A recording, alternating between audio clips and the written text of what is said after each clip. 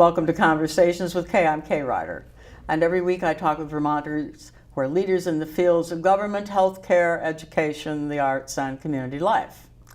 Welcome to our listeners on WBTV LP 99.3 FM. And my guest is Lori Fisher, who's the Executive Director of the Lake Champlain Committee. Welcome back. Thank you. Always nice to be here, Kay. Well, it's fun to have you, and there's always a lot going on the lake. We know that. How long have you been the director of the Lake Champlain Committee? For over 30 years, so a good long time. Wow, yeah. And the Lake Champlain Committee has been busy for how many years? This is our 55th year. We were founded back in 1963. Great. Well, happy birthday and all those good things. Thank you. What actually is the mission of the Lake Champlain Committee? Well, the organization was founded to protect Lake Champlain's health and accessibility, and through science-based advocacy, education, and collaborative action. Okay, well, that's a big mission. Now, but why is it so important that the Lake Champlain Committee is a bi-state organization? Well, we actually are a watershed organization, and we're incorporated in both New York and Vermont, and we also work throughout the watershed, so we have a board made up of New York, Vermont, and Quebec members. Lake Champlain is an international water body. Pollution knows no bounds. We have to manage it as an ecosystem, not as just a state resource. So that focus on the whole lake and on the watershed that influences it is really important. And it's more important for Lake Champlain than some of the other large water bodies, and that's because Lake Champlain has a watershed of over 8,000 square miles, about the size of Massachusetts. Would you repeat that again, Sure. please? So Lake Champlain's watershed, that landmass that influences water quality, is 8,234 square miles, about the size of Massachusetts.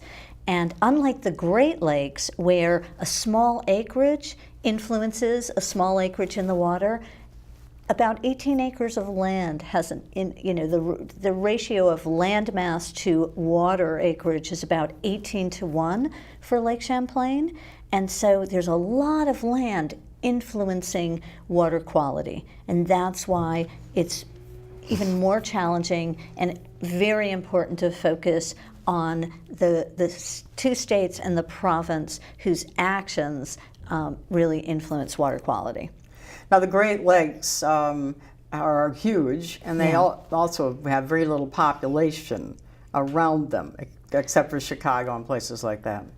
Yeah, and again, their landmass has less influence on it than we do, and they certainly have populations in concentrated areas, and that significantly influence water quality. Here we have our influences are more diffuse, and they're spread out from agriculture to developed land to forestry, all having an impact on water quality. Right. Now, we talk about the health of the lake, and you just mentioned a lot of things. They just affect that lake so much, our lake. Let's talk about some of these threats to Lake Champlain. Why is phosphorus such a problem, Lori? Well, phosphorus is a nutrient, and it's natural, and it's part of a healthy ecosystem, but it's seen in Lake Champlain and many lakes in the Northeast as a limiting factor for growth. So when it becomes available, things like green algae and cyanobacteria, some people refer to that as blue-green algae, but it's really cyanobacteria, the thing that causes those potentially harmful blooms. They have enough of the other nutrients, but they need phosphorus. So when it becomes available to them, it can stimulate a lot of growth. And we know that we have excessive amounts of phosphorus in Lake Champlain. So reducing nutrients, controlling nutrients has been a big focus of the state and provincial efforts to protect Lake Champlain's health and restore areas that are significantly degraded. And unfortunately, Lake Champlain has some of those areas that are compromised by too much nutrient loading or other pollution issues. Now, this cyanobacteria, that can be really very helpful, harmful, can it? Absolutely. Very harmful. Absolutely. The Lake Champlain Committee has run a cyanobacteria monitoring program since 2003. We annually train hundreds of citizens to act as citizen scientists and assess water conditions around the lake. And cyanobacteria can at times turn toxic. They are also a natural part of an ecosystem, and they predate human life. They're in freshwater and saltwater environments. They're ubiquitous, but under certain conditions, they can produce toxins, some of which are liver toxins, others are neurotoxins. They can also cause allergic reactions in people. So there are plenty of reasons to stay away from water where there's a cyanobacteria bloom. And we're trying to educate people to understand how to assess water quality and identify blooms so they can keep themselves safe, but then also take those actions to help us reduce the future frequency. What is the source of the phosphorus in Lake Champlain, Lori? A whole host of sources. So Lake Champlain gets about 38% of the phosphorus loading from agriculture. Another 20% comes from forestry. About 18% comes from developed land. 6% from our wastewater treatment facilities. So depending upon where you are in the lake, that particular land use or source may have more of an influence than other places. For instance, in Missisquoi Bay, that area, much more of a rural area, fed for many years from those agricultural lands and overflows, and similar to St. Albans Bay. But there's also in St. Albans, there's a population there and legacy contributions from a sewage facility that from years ago before it was upgraded put in a lot of phosphorus into that bay, and the phosphorus doesn't really go away. It is, so some of that phosphorus is bound up in the sediments. It can cycle through. And when you think of phosphorus, you have to think not only of the source, but also the type. So particulate phosphorus that attaches to soils is less available than soluble phosphorus that comes from sewage treatment plants and some of the runoff. And that can be much more readily available, taken up by cyanobacteria and trigger a bloom. So those are all the things that we're having to focus on in really trying to resolve these issues of water quality degradation on Lake Champlain. We frequently seem to read about sewage spills into the lake. Is this because of old sewage treatment plants? Things need to be jacked up, Certainly in part. Part is the fact that we as a state, as a region, and as a nation have not invested in water infrastructure over time. Some of the pipes that are still in use across the country and even in this region were put in the time of Lincoln, and others, in the late 1800s, early 1900s, and also the 1960s. We have that aging infrastructure where that's so we have some of the problem with overflow. There's also the mix, the developed, the whole, with Burlington, there's some concern that some of it is that industrial flow and the flow coming from breweries, which don't necessarily have a consistent flow. But another influence is climate change and the increasing storm events that we're seeing that are taxing our system. In many of our systems, we're not built for the kind of environment we're in right now. We are getting greater intensity of storms, greater frequency of those intense storm events too, that are all taxing our systems, which is why we need to invest much more significantly in water protection and restoration than we ever have in the past. I know when it rains heavily in Burlington, that water just pours down College Street, Main Street, And a lot of toxics are going into the lake, aren't they? Yeah, in some cases, Burlington and some municipalities try and treat what they call that first flush of a storm. So they have a swirl separator regulator in Burlington where that and the first flush is known as the most concentrated flush that has the most pollutants in it. So that's why they focus on trying to treat that. But in periods of very heavy rainfall, that can bypass the system or overflow it. And so that's another thing that we're all having to work on and again invest in upgrading our facilities so that they can better treat these conditions. Because you're absolutely right. What happens with that, we get phosphorus and this toxic swill of pollutants from stormwater runoff and the various chemicals that are coming off parking lots, et cetera. Right. I'm talking with Lori Fisher, who is the executive director of the Lake Champlain Committee, 55 years taking care of Lake Champlain. Good job, good job.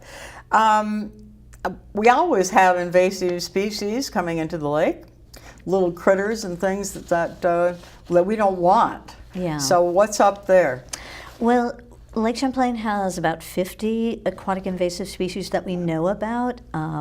They range from plants like purple loosestrife and Eurasian water milfoil and water chestnut. Water chestnut is a plant probably familiar to many of the viewers or listeners, particularly problematic in the southern part of the lake, where we have very concentrated populations and an ongoing harvesting program. But invasive species also include things like zebra mussels and certain viruses, et cetera. So there's a broad range, and one of the characteristics of aquatic invasive species is that they usually outcompete the natives.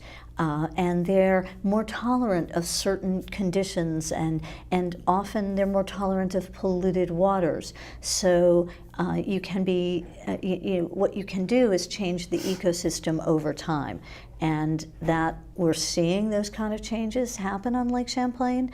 Luckily, we haven't seen new invasives, but in the most recent years, but we are vulnerable, and we're particularly vulnerable through our canal systems in the northern and southern sections of Lake Champlain. And the southern section, particularly the Champlain Canal, for the invasive species whose origin we know about, most of them came through the canal system. So that's one of the things that is being investigated, is the possibility of putting a barrier dam on that canal. And it took a long time to actually get bureaucracies to move in order to even investigate the possibility, and the studies are getting underway soon, but we're still very far away from implementing a solution. And meanwhile, the Hudson River has twice as many invasive species as Lake Champlain, and the Great Lakes have nearly 4 times as many. So they're on the horizon. We're vulnerable. We need to exercise good, good stewardship actions. If we boat on Lake Champlain, I know, Kay, you and your husband and family are all boaters, and just making sure you're always checking your boats, particularly if you're transporting from one water body to another. You want to always be mindful of that. There's an active boat stewardship program on Lake Champlain where they try and educate people about the best actions and washing your boat, washing the bottom of the boat. Yeah. Clean, drain, dry. Yeah. You want to make sure you get everything cleared off, and you don't do this right next to the water body. You make sure you drain out all those areas where water can collect. A lot of times invasive species, or they're microscopic, you're not necessarily going to see them.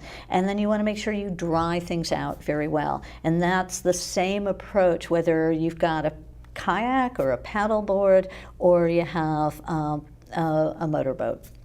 When we took our sailboat out last fall, we had on the bottom the paint, the fancy toxic paint, to kill all these things. Was we had about that that depth of zebra mussels. They are so destructive. I mean, they are amazing. Yeah, zebra mussels will clog an intake pipe and they will grow on any substrate, so any hard surface. So they collect on docks, they collect on rocks, they even collect and suffocate our native mussel species too. So yeah, they're dangerous and damaging, and of course you don't want to step on them too, because they'll slice your foot. So you need to wear neoprene booties in places where they collect. Now you mentioned climate change. This is a big topic, but how does climate change affect a water body like Lake Champlain? Well, unfortunately, very significantly, and you know, I think we're seeing the effect of climate change throughout the Lake Champlain ecosystem. And if you think about any pollutant, there's usually a link to climate change in terms of making that pollutant worse for Lake Champlain. So when you think about aquatic invasive species, some of them are more tolerant of the conditions of a warming water than our native species. So again, it just adds, it enhances their ability to outcompete. With phosphorus loading, we're getting more of it in those intensity of storm events, which are hitting, you know, whether it's a forested or an urban or a agricultural landscape. That intense storm, greater frequency of storms, the storms in winter, rain in winter instead of snowpack, drier summers, and getting rain at different times of the year, and those more frequent and intense storms, greater periods, greater rainfall, all sending more stormwater, more swill of pollutants in. And then when you think of things like cyanobacteria, certainly nutrients, phosphorus and somewhat nitrogen as well, are influences on cyanobacteria and can trigger blooms. But once you've got that base of nutrients, you know, climate and temperature becomes much more of an influence. So the weather patterns and the temperature.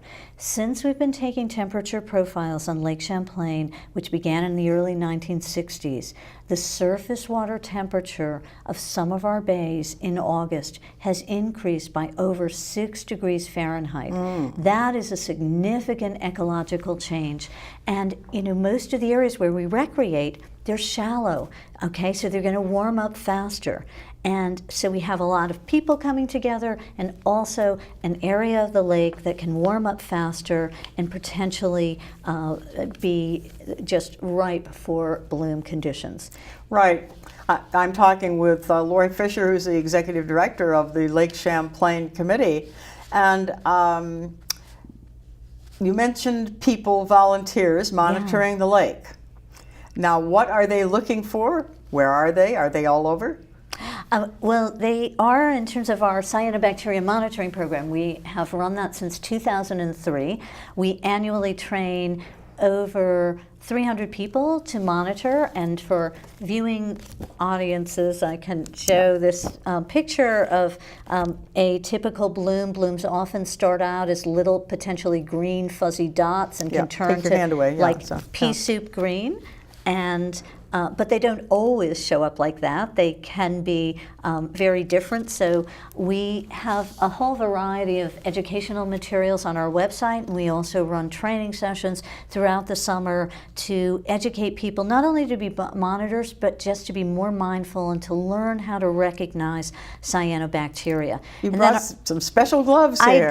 I did. And monitors, we give them a lot of training and background, and then we provide them with gloves for going out and monitoring water conditions. We ask monitors anytime they're taking a water sample to wear gloves, regardless of whether or not they see anything in the water. Then take a jar, invert it, and then leave it in the sun for about a half an hour. If it has cyanobacteria in it, it'll usually rise to the top of the jar, and that's another way they send in photographs and help us assess what they're seeing. We also want them to carefully wash off those gloves, so if any cyanobacteria is on it won't dry and potentially give them a skin reaction.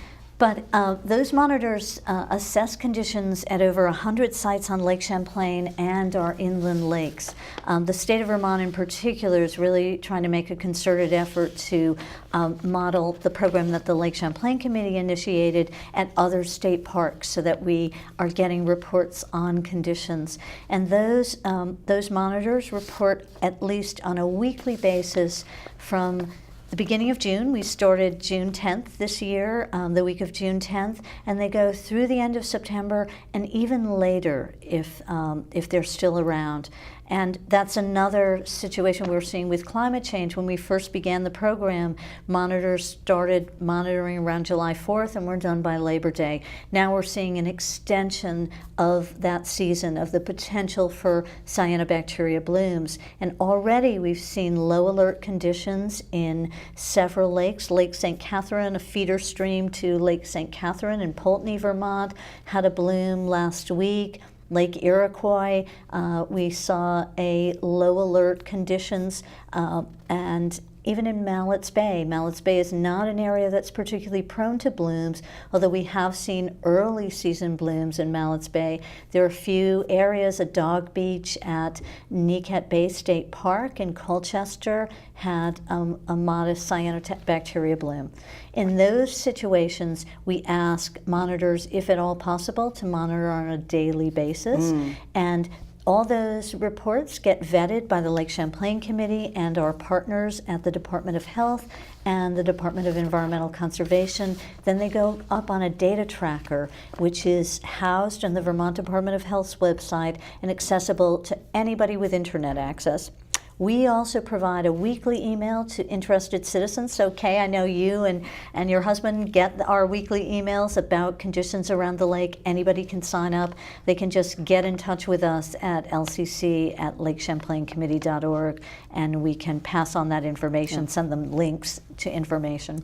I was just going to ask you how people could get in touch with you, and probably your website is great, so probably that's the best way. Would you repeat it again, please? Sure. The website is lakechamplaincommittee.org, and you can just go to the LCC at Work section and you'll see, or the Issues section, and you'll see information about cyanobacteria. You can also email us at lcc@lakechamplaincommittee.org, and just let us know what you're interested in, and we can follow up. It's great to get on the list for those emailings, and we'd like to get more people involved. And we're unfortunately at an age where if you recreate on the water, you need to learn how to identify cyanobacteria and how to keep yourself safe. Because while we have over 100 sites on Lake Champlain and probably the most comprehensive program certainly in the country, if not beyond, Lake Champlain has over 587 miles of shoreline. We can't be everywhere, and we need to be mindful as citizens about what can happen in the water. Well, the work of these monitors is obviously very, very important for ongoing data. Now, but the Lake Champlain area is not just for problems and invasive species, it's for our species. Exactly. And we like to have fun, don't we? And I know that you have a paddler's trail. We do. We are the home organization for the Lake Champlain Paddlers Trail. We established that recreational corridor back in 1996. Today we have 42 locations on the Lake Champlain shoreline and islands. They're public and private sites, and they provide people with access to over 600 campsites. So it's a great way to get out on the water under your own power, experience big water, to explore the magic and the mystery of Lake Champlain. And so we publish an annual trail guidebook. It's available through membership in the Lake Champlain Committee, and that gives site descriptions, chartlets, information on stewardship and how to keep yourself safe out there, equipment tips, and a whole host of good resources to explore the lake. So we hope people will get out there and get in the water and enjoy this great lake.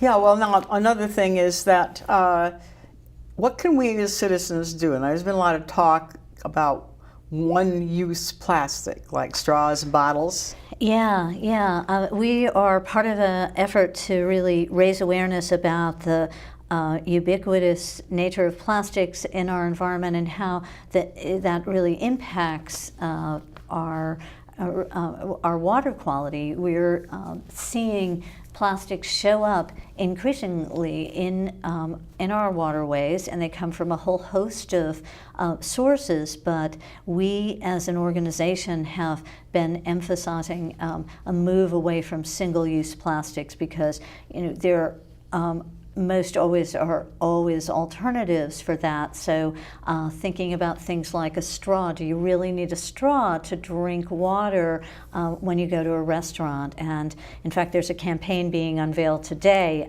with Vermont Public Interest Research Group, and LCC is a partner in that effort, as are many other organizations, just to try to raise awareness, raise consciousness, and help people take action. So when you go to the grocery store, you go out shopping, bring your own bags.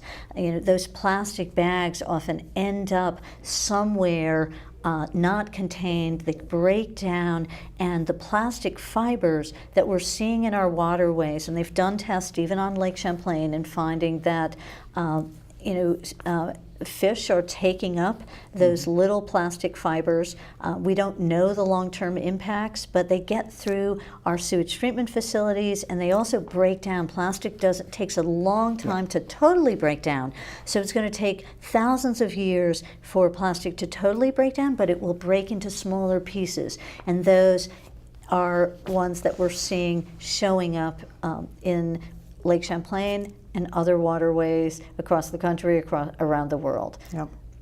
Well, plastics, it takes forever to get rid of them. Yes. And it takes just a little while to say, no, I don't want a straw. Right, right. Just, and there are straws and things available which are biodegradable too. Exactly. So that's good.